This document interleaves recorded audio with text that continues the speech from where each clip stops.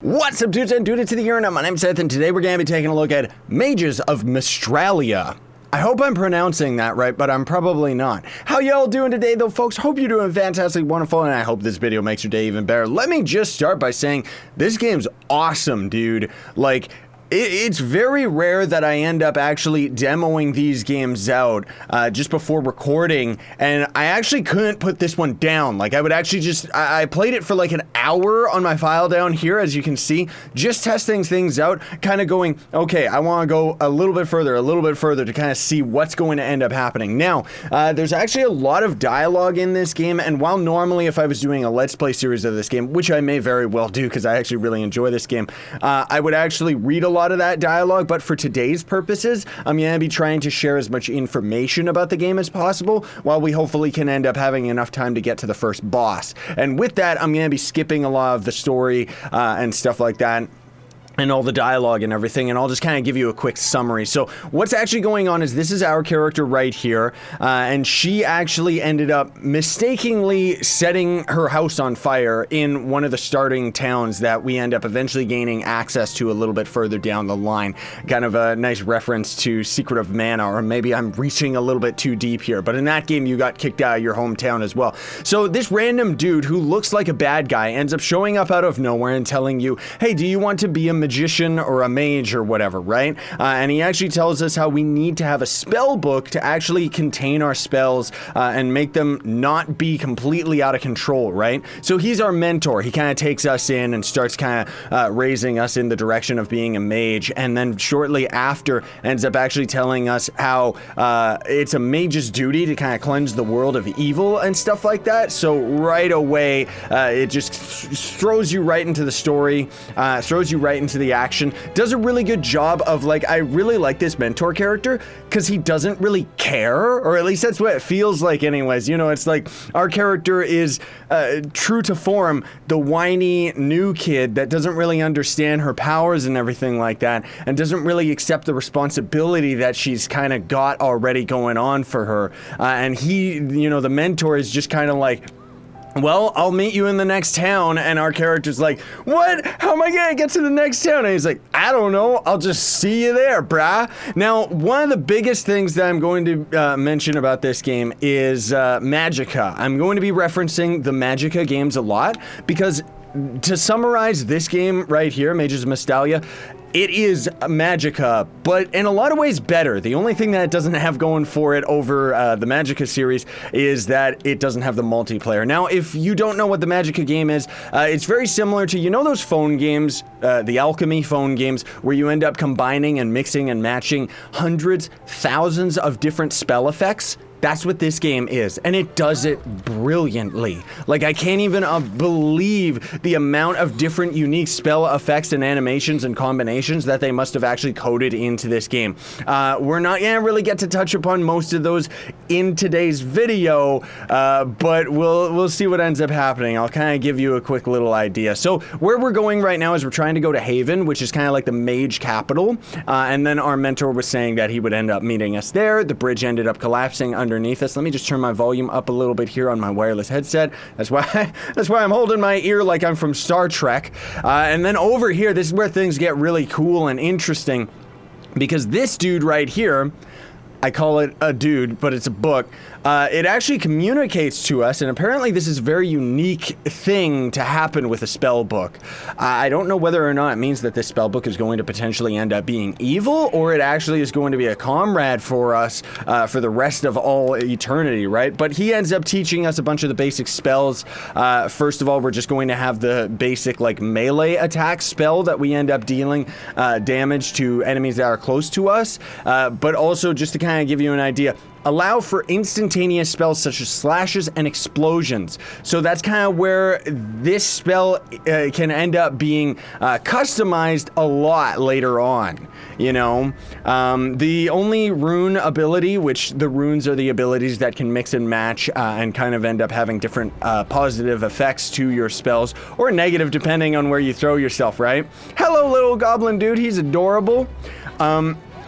But yeah, with the runes, we're probably only going to end up getting the one today, because generally they seem to be pretty spread out, at least as far as the beginning. The game does a fantastic job kind of holding your hand and kind of slowly introducing the player to the different controls and to the different spell effects, rather than just like the game like Magicka just throws them all at you right at the beginning, and I personally found it to be extremely overwhelming. Now, this is one of my favorite spells right here. The Ego allows for spells affecting oneself, such as shields and fast movement. So this is one of my favorite spells, and honestly speaking, folks, I love the controls in this game because they're instantaneous. The best kind of combat in any game. I want to also show you this right here. That's going to act as our currency. You can actually use that currency to end up buying all sorts of crazy things, even tips, and they're pretty expensive, honestly speaking. Now, generally what I've found is so far there just seems to be melee enemies and ranged enemies. There may be a little bit of a variation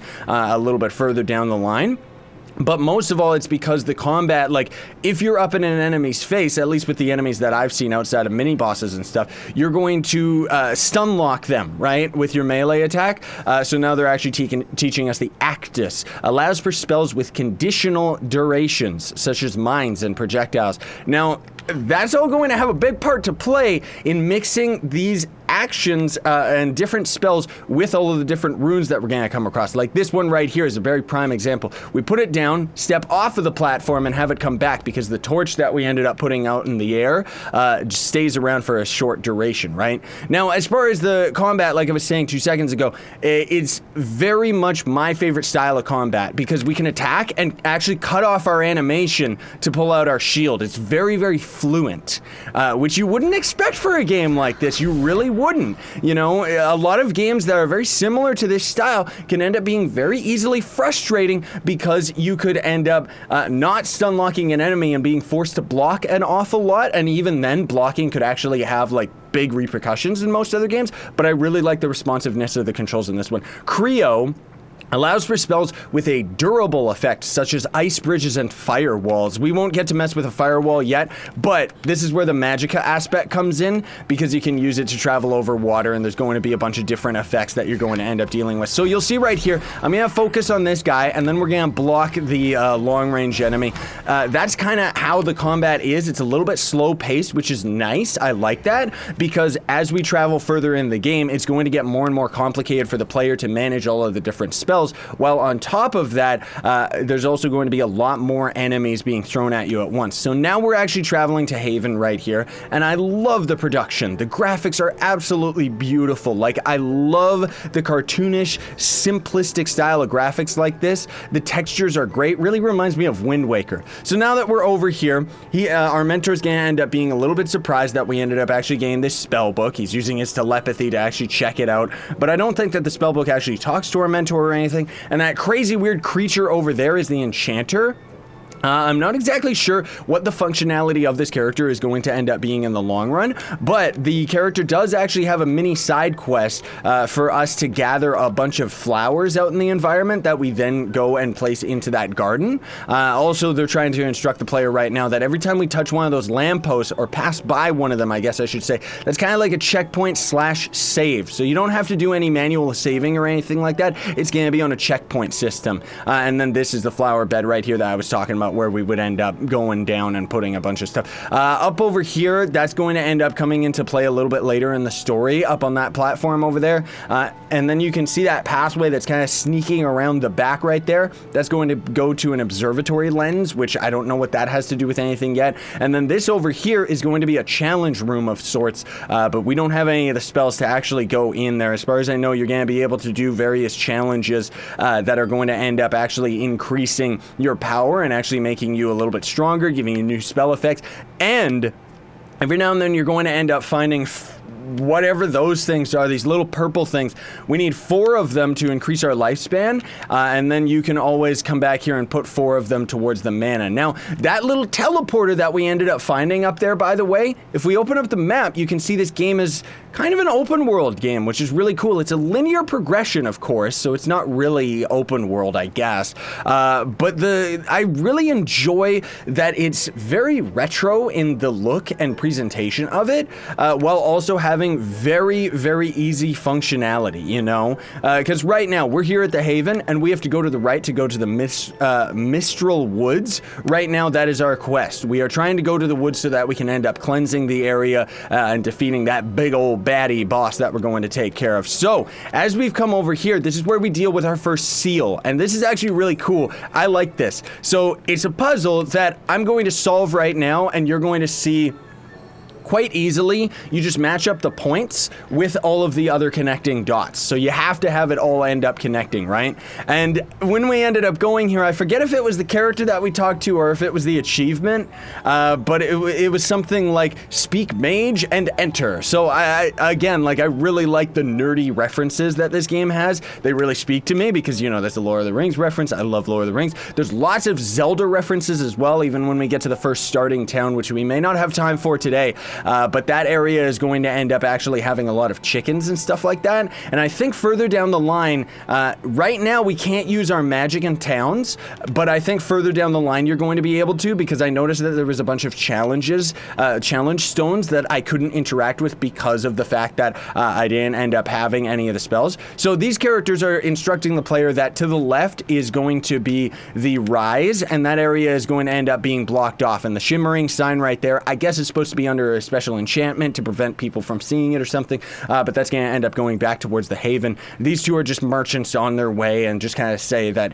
well, we're going to have to continue down this way over into the mysterious woods, right? Now, again, to the fact that this game is very linear in its progression, the thing that I do enjoy is the fact that it does actually let you explore a lot of the environment just kind of at your leisure. And of course, there's going to be lots of other things, like there was that stone earlier, and there's a stone up ahead right here that I'm going to show you in 2 seconds that requires us to actually come back to this area with a different spell effect. So that's really, really cool. I like stuff like that. And then there's going to be little things you can interact with in the environment that, of course, are going to end up giving you more of the currency. So you can see up here, this is one of those stones where we don't have whatever spell is required to actually get over there.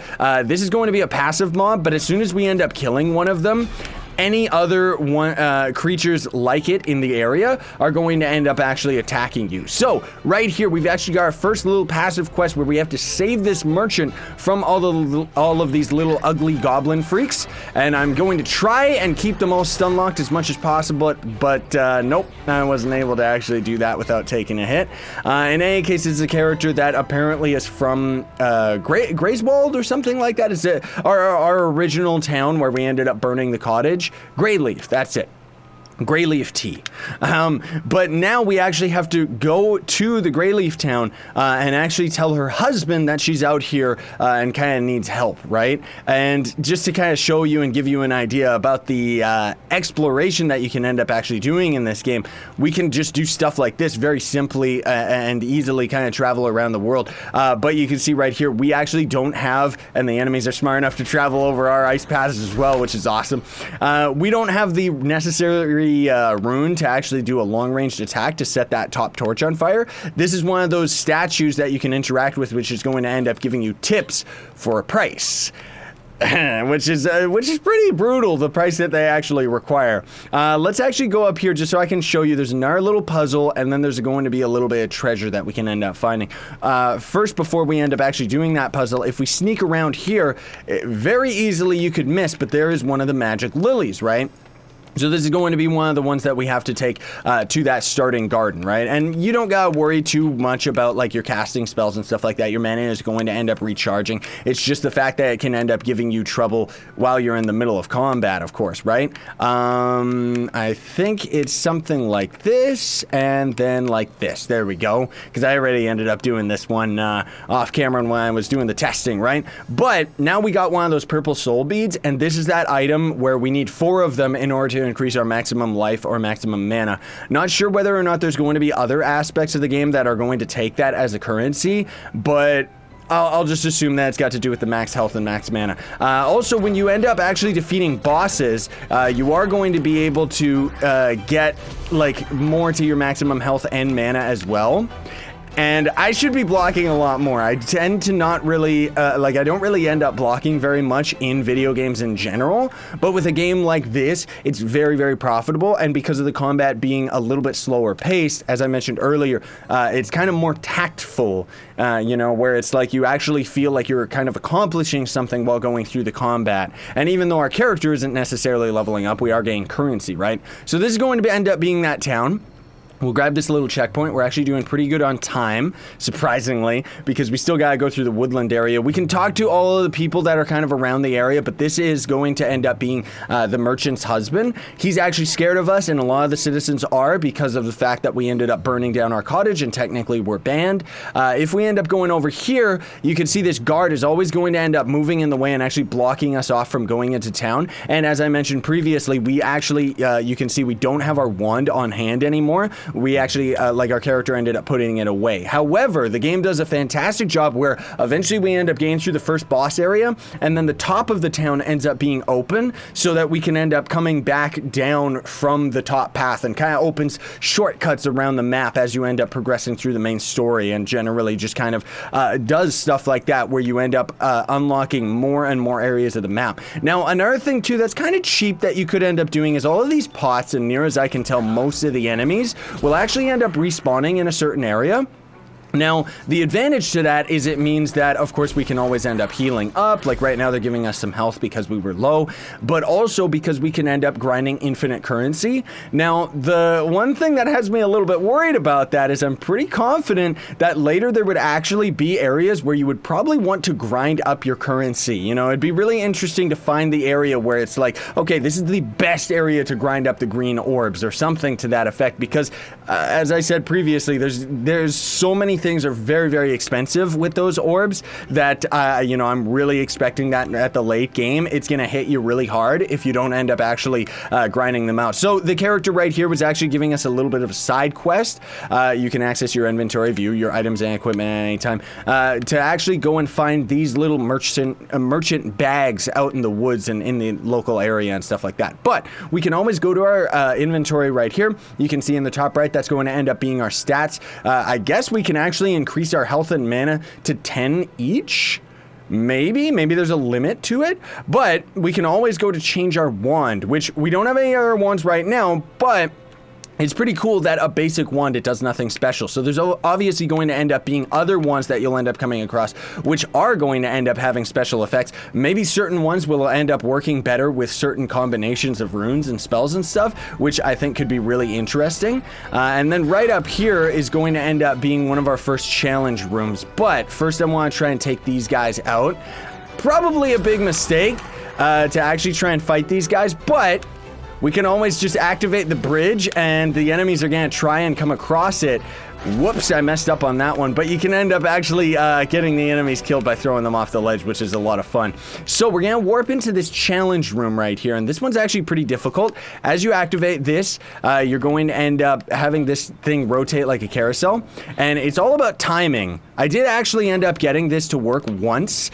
I don't know if I'm going to be able to do it right now because the timing is very, very brutal. I don't know whether or not it actually wants us to activate like a specific torch, or if we just kind of go for it all, right?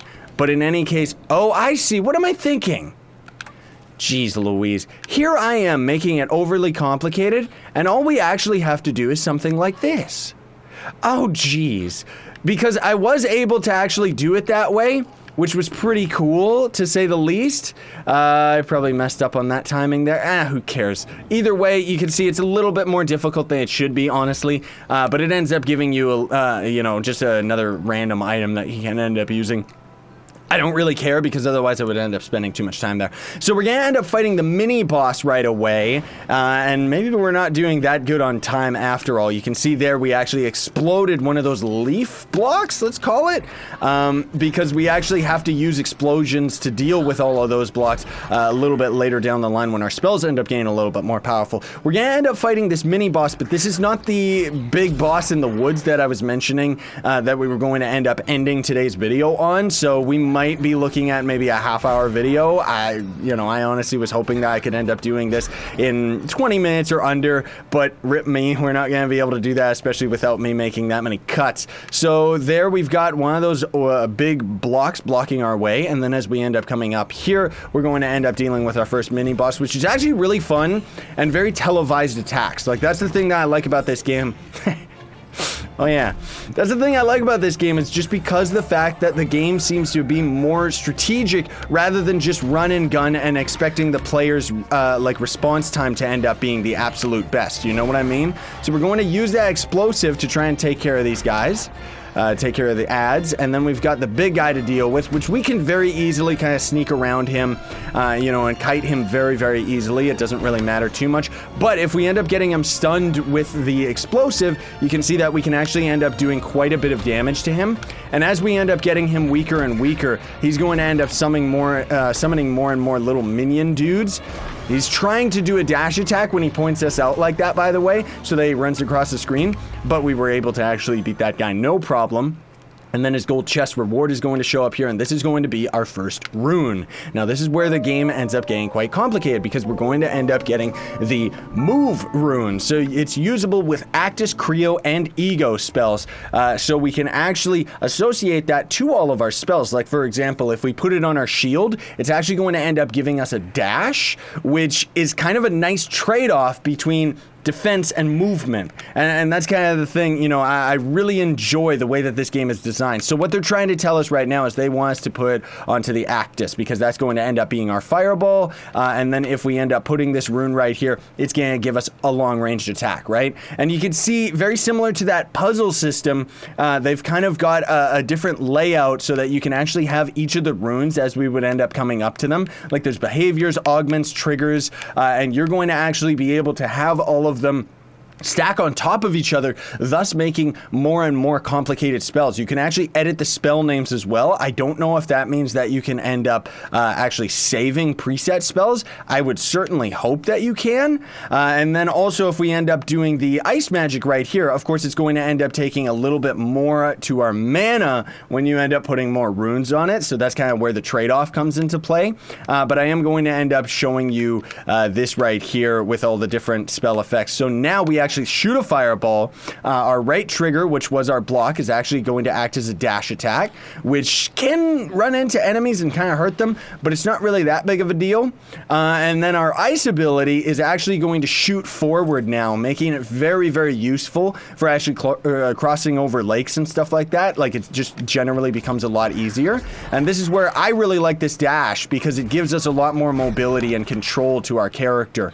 I don't even know how I ended up dodging that spear. However, it does mean that we are also going to be more vulnerable. That was one of the bag of wares tied to that side quest that we were talking with the merchant about, but we're going to end up kind of dashing up into the woods over here and talking with the only friendly goblin I've ever seen. And he's actually telling us how the big creature in the woods ends up showing up every 30 years, and he's actually trapped him right now. But if we end up actually helping him out by lighting his braziers on fire that have actually been taken over by the creature, you can actually see this right here. This is going to be the first skeleton enemies that we're going to deal with. They will actually regenerate. Whoopsie daisy, I think I took damage there. These guys are going to regenerate if we don't end up actually taking out that little purple orb that ended up showing up. But as we take care of those tentacles, there we go, now we can actually light up the brazier, right? So we've got to get 3 of them in order for him to actually give us the key to go and fight that first boss. And we're doing pretty good on time, actually. We'll see what ends up happening. I don't mean to sound like I'm too worried about the time or anything like that. It's just that I don't necessarily want this video to be too long for all of you folks watching at home. I wanted to kind of just deal with a lot of the information and deal with all of the bulk of the content and everything like that as quickly as possible. So as we're in this area too, you can kind of see that the game is doing something that I very much consider to be adept game design, where the game is actually teaching the player through the environment the boss's patterns. The only other game that I've seen that actually has done this very successfully was Diablo 3, where right now, as we're kind of wandering around the area, you can see those lights kind of coming up and the tentacles actually approaching from underground. That's actually going to end up being one of the boss's telegraphed attacks. So that's why the game is actually doing a fantastic job teaching the player how to actually dodge them and teaching the player that these attacks are dangerous without us having to actually go through like 5 years of tutorial or end up actually fighting the boss and just not having a clue as to what to actually do, right? It ends up making the player feel a lot more gratified in that we've ended up actually solving the puzzle of actually how to defeat the boss, right? So there wasn't our bag up there for the merchant, but we're not going to deal with any of that. We're just going to try and dash out of here as fast as possible. As we end up, whoopsie daisy, I was going to say as we end up getting our magic down to 0. I thought that we had an item to recharge it instantaneously. You can't actually buy an item like that. Did I do it? Come back when all my braziers are lit. Okay. I thought there was only 3. Oh, whoops, I didn't light that other one up. That's why. Bloop. Alright, you stupid old goblin, I did everything that you wanted me to do. Now give me that stupid key. There we go, bada bing, bada boom, and now we gotta go back to that big old door that we saw 2 seconds ago. But yeah, it's not really that big of a deal when you end up actually using all of your mana. It just means that we would have to actually stop fighting for a few seconds, right? So the game is also going to teach us how to fight this guy because we have to shoot a fireball at him in order to engage, and it's also telling us that as we shoot that fireball, it damaged him, right? And we shot the purple area, so right away within the first cutscene too, as he's kind of approaching us, you can see that he's actually got a big purple orb thing inside his mouth. So quite obviously, that's going to end up being his weak point. Now, his animations are a little bit strange for his telegraphed attacks, but at least they're very obvious. So I'm expecting that going forward, whoopsie daisy, moving forward, that most of the game is going to end up actually having stuff like that. I want to remove this rune because otherwise we can't block this attack. That's right, because I don't think that the game expected us to actually have the dash ability. So right now, he's gonna keep doing this, and we can actually get 2 attacks in before he ends up stopping breathing his gross, ugly tree breath. And now as he's reaching into the ground, he's actually got the tentacles following us, right? So, well, I call them tentacles, but I guess they're like supposed to be twigs and leaves and vines and stuff like that, right? But in any case, now we've actually dealt with that. And as far as I remember, yeah, so he's gonna go to this next phase right here. And we have to shoot at all of the purple stuff that's going on right there. Hey, get out of here, you jerk! And thankfully, he's very respectful. He's a very respectful boss where he's just gonna kind of hang out, and then we can cause a whole bunch of damage to his weak point right here while he's panicking and kind of on fire. It's typical of most video games where, as far as I know, we're going to have to go through 3 phases, and all these pots that are actually around in the surrounding area. I love that. I love how he just has a tantrum. All the pots that are around in the surrounding area are going to end up just being so that we can end up recovering our mana and health and stuff. Sorry about that. My camera actually only ends up recording for like half an hour, and we're getting really close to that, so I just had to stop and start the recording. But in any case, he's just going to end up doing the same telegraphed attack again. Maybe we're going to be able to defeat him in 2 runs here, rather than going through all the way to the final phase, because otherwise, if we end up getting him weak enough, he ends up actually kind of getting a little bit more aggressive, and while he's doing this, we would have those vines to deal with kind of hanging out around us, as well as all the skeletons and stuff like that. So I'm gonna try and take care of these guys quicker than ever this time, because you can attack them before they end up even actually getting around to us. And then we just take care of these. Here we go. Why did that arrow one not attack him? Okay, there we go. And now hopefully, if our character ever ends up aiming the right way, there we go. Hopefully this is gonna be able to actually finish him off, but our character seems to auto-target. Yeah, that was the mistake of the game, not necessarily me, because the auto-target, the enemy ends up getting stunned and kind of going like this, and then our character is actually shooting fireballs up to the location of his weak point while he's looking up like that, right? And it's just like that right there, where it's like we should have been able to damage him a little bit more, but it didn't actually let us. Now that he's in this final phase and kind of aggroed, or angrier, I guess I should say, we can only attack him once while he's breathing his stink breath.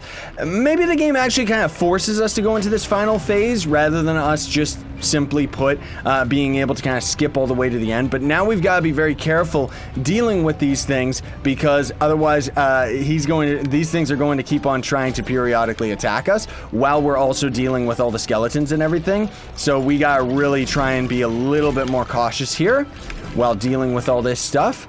And then also his weak points, maybe that was a different type of phase, but his weak points generally kind of seem to change a little bit and kind of force you to attack specific ones, or at least that's what happened the first time I fought him, so I guess things were a little bit different. And without further ado, then we would end up continuing onward from this point, and now that this enemy is defeated, we would be able to actually go to a whole other area. This chest is going to end up containing pretty much our heart container, similar to Zelda, where we end up actually getting more to our total health and total mana. In any case, folks, I may possibly do a short series on this game, trying to rush through it as quickly as possible, because I actually find this game to be really interesting, but that's going to be it for today. So thank you so much for watching, very much appreciate it. Sorry that this video was longer, but I kind of wanted to show you like enough of the content to actually get you interested in maybe picking this game up for yourself. Links are going to be in the description for everything about it. It just released, and it's going to be releasing on console. They don't actually have the release dates for the PS4 and Xbox One yet, but rest assured, if you don't really want to play this game on the computer, you can just wait for the console release, and it's definitely going to be worth it. Thanks for watching, folks. Very much appreciate it. Don't forget to like, share, favorite, and subscribe for more daily content. Sign on, stay epic, everybody.